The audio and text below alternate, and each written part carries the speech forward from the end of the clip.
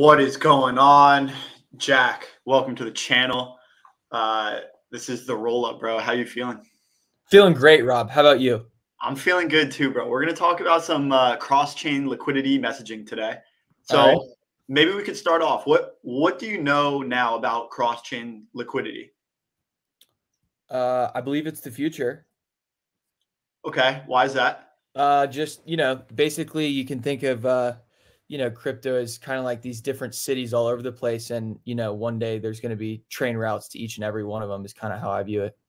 Yeah, I think that's an analogy that 𝗵𝗵𝗏𝗏 has spoke about too, where like even when we had like the like before all of the layer ones, the layer twos, and the layer threes and the roll-ups, there was like this thing about sharding where it was like going to break Ethereum up into a bunch of different pieces. And then the main piece where it was the most competition for gas and liquidity was like Manhattan, like the Wall Street of crypto. And then you had like all of these like exterior cities and infrastructure that connected all of them. So 100%, the cross-chain messaging is how it's like, you can think of it like the trains, you can think of it like the roads, the infrastructure that connect, like the post office that connects and sends messages, and really anything. Like you can send a letter through the post office, you can send a package, you can send someone a check. So like that's kind of what we're going to be talking about today is cross-chain liquidity, which is like sending money from city to city. Totally. Money, yeah, every form of money as well. Yes, exactly. On-chain money, off-chain money, ETH, Bitcoin, various tokens. And then when you get these tokens to the other side, ultimately you can then do a whole bunch of cool stuff with them. Totally. So I want to show you this article because we're going to be talking about Squid today, and Squid is a partner of ours, and they do some really cool things in cross-chain liquidity. And they use a cross-chain messaging protocol called Axelar. So from like, you've been on-chain, you have been making transactions. So like, what's your understanding of like kind of the bridge ecosystem and how these messages are sent back and forth between chains? I mean, as far as the bridges go, there's a lot of bridges that I feel like we're all using, pretty commonly, more so than we were in the past. So bridges are definitely a lot more apparent, I would say. Yeah, that's about it on that one. Cool. That's okay. We're gonna dive a little bit deeper into the relationship between Squid and Axelar, and then hopefully that highlights how some of these cross-chain messaging protocols and some of these bridges work together to ultimately get your tokens to where you want them to go. Totally. Let's do it. Cool. So this is the traditional bridge setup. We have a source chain. In this case, we're looking at Polygon here on the left, and maybe we have some LP tokens on QuickSwap. So we've got Aave, Polygon, which is Matic, DAI, Wrap Bitcoin. And let's say we want to go over to this destination chain. Let's say we want to go over to Moonbeam and we want to deposit into one of the popular decentralized exchanges over on Moonbeam. So this is how Squid and Axelar work together. Squid is able to take your decentralized exchange tokens, run them through a stable swap. So let's say you start with Aave. You can go from Aave into USDC. And then that part is handled by Squid because Squid handles the liquidity. And then we'll kind of like continue to unpack what Squid does and what Axelar does, because when you think about bridges, cross-chain messaging and cross-chain liquidity are almost like wrapped up in that same like bridge buzzword. So we're going to unpack that. We're going to dive a little bit deeper so that we can separate the liquidity part and the message part, and hopefully understand what Squid and Axelar do a little bit more closely and clearly. So Squid is going to handle the liquidity. They're going to take it from the decentralized exchange, pass it through a stable swap so that you go from Aave into a token that is able to go from city A to city B. And then Axelar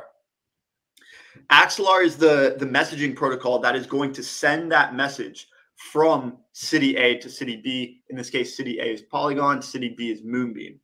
So you can see in this diagram here, We have Squid on the left, and we've actually got Squid on the right, and Axelar is handling this piece in the middle where you go from yellow to purple.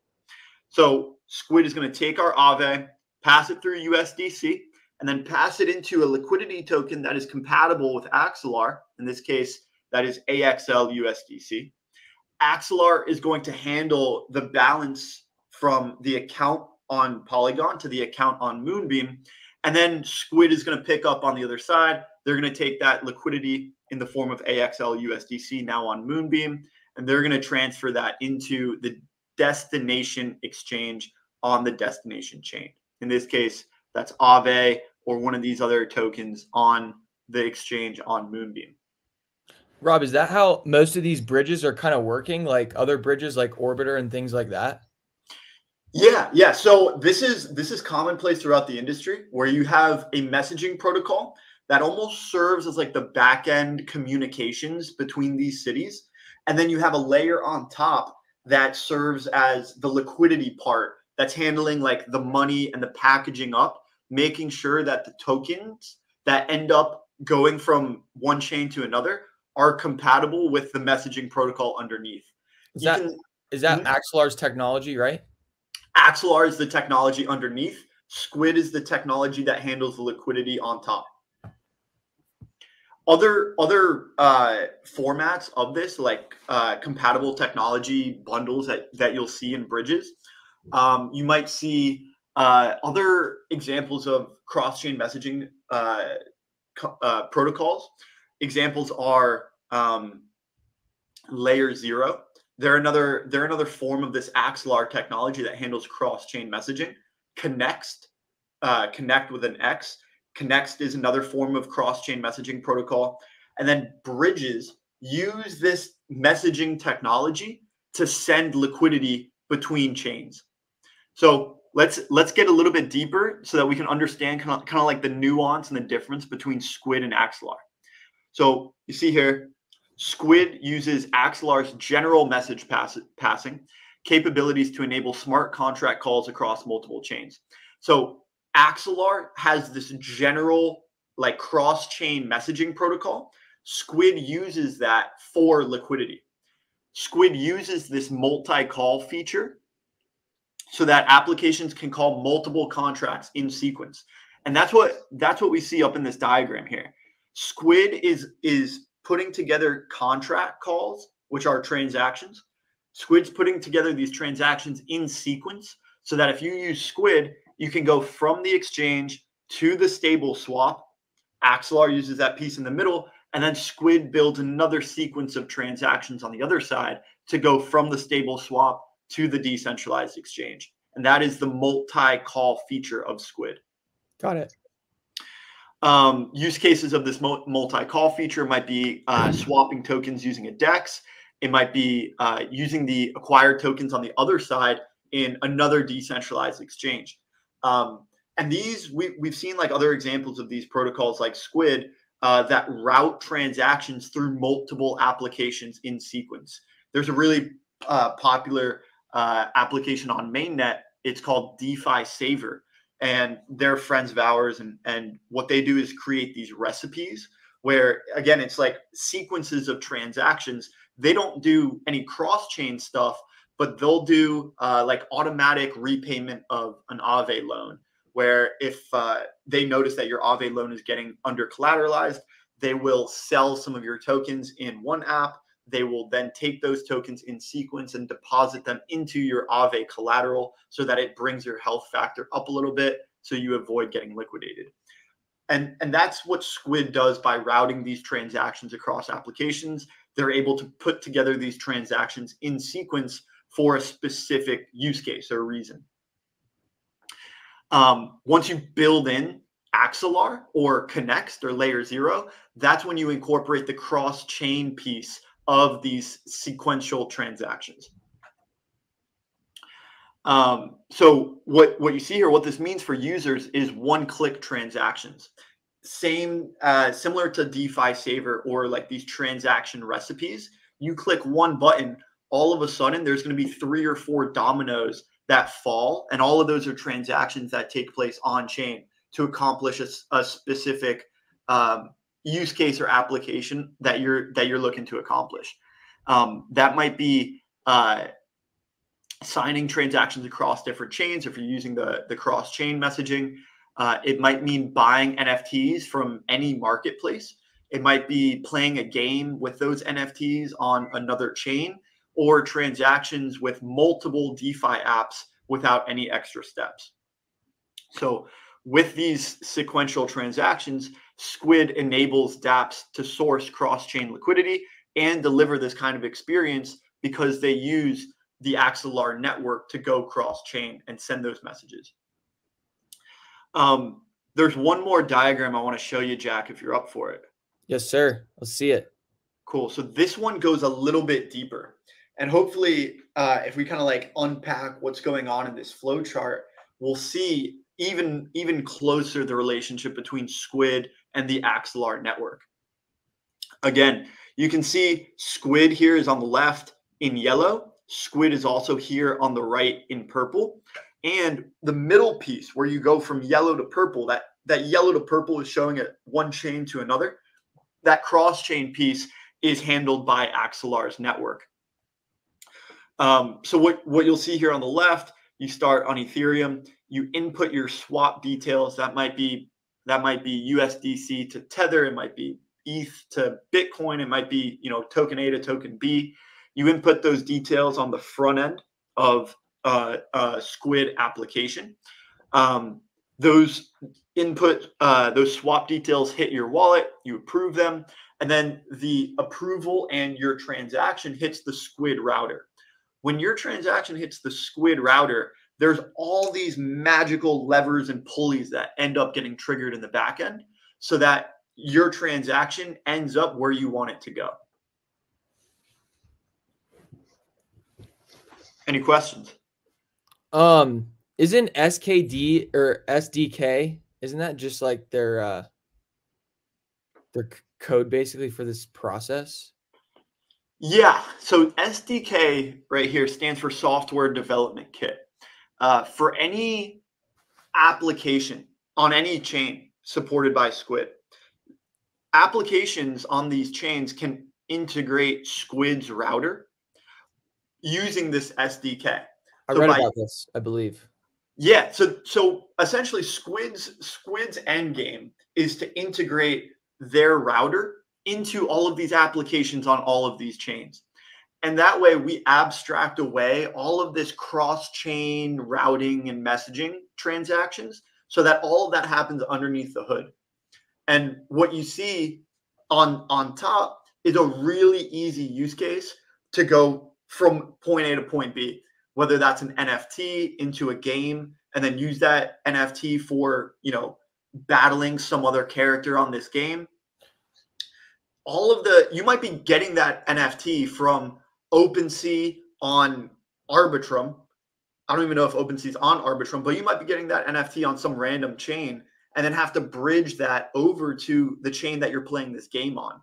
And if I'm a gamer, I don't really want to be switching networks and figuring out like how to get this NFT, maybe it's a sword or maybe it's a gun. I don't want to be figuring out how to bring that game asset into the game on the network that I'm playing on. I just want to be able to click buy, and then my character levels up so that it now has this weapon that I can use in the game. The Squid router is going to handle bringing that asset, bringing that weapon into the game world that I'm playing on. And that's because of the Squid router. And the SDK makes it really, really easy for any applications to integrate this sequential transaction, this router form. And because Squid uses Axelar's network, you also get this cross-chain messaging protocol underneath the hood when you integrate Squid's router. Got it. Pretty sweet stuff.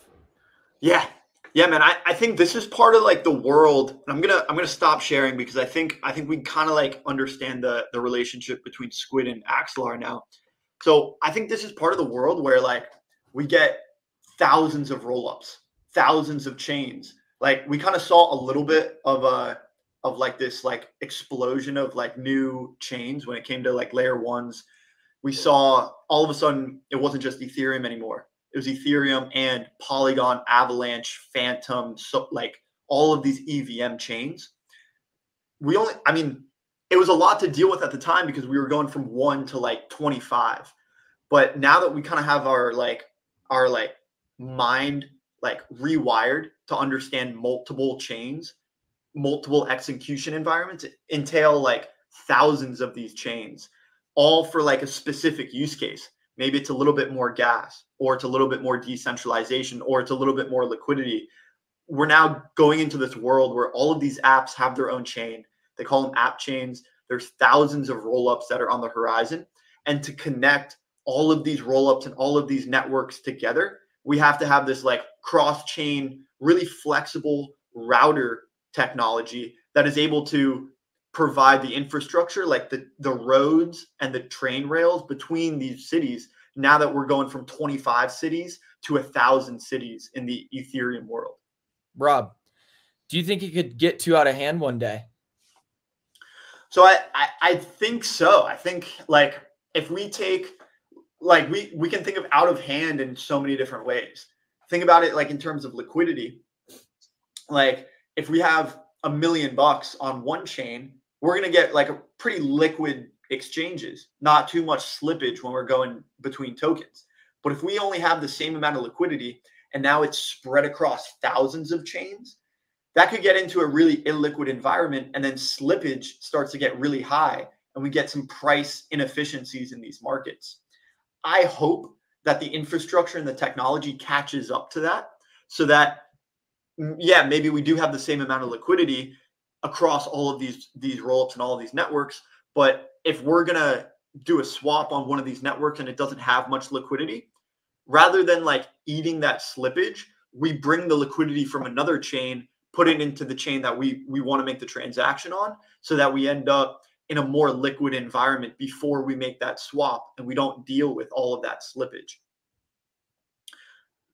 So I think there's a real possibility for it to get out of hand.